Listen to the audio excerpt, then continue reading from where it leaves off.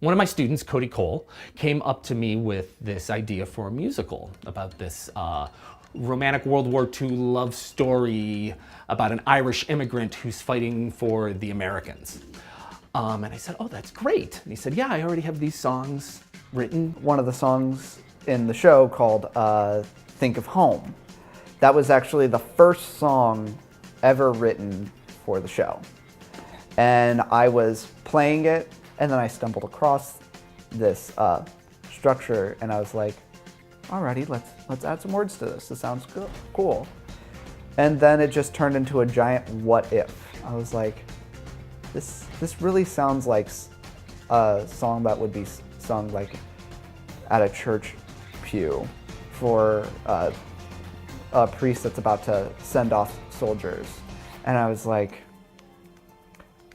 yeah, I want to make this happen. Sound off 3, 4. Cody is fantastically talented.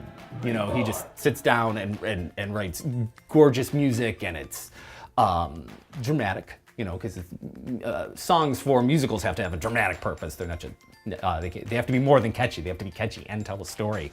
And he's just super talented at that. And he played some for me, and I said, well, let's find you a playwright. And we thought, the chair of our department is an excellent playwright. At first I volunteered. I said, well, look, why don't you, I asked him to storyboard it, and I was like, okay. I said, well, why don't you let me try my hand at maybe writing the first scene.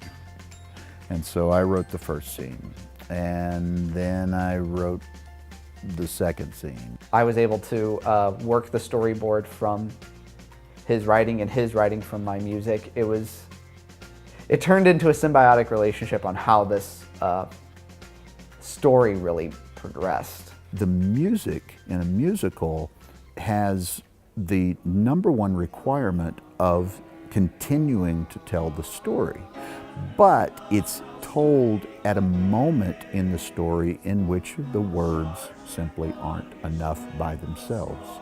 So that's the way that you have to approach it, which is really where it comes into the collaboration, because you're telling the exact same story. Otherwise you get the story and then the story stops and then we're going to sing a song and then we're going to pick the story back up. Doesn't work that way at all. There are some musicals that is the case, but that's what you fight against. The music has to move the story forward just like the dialogue does. So this is where we have to work in tandem with each other and as we're developing the story.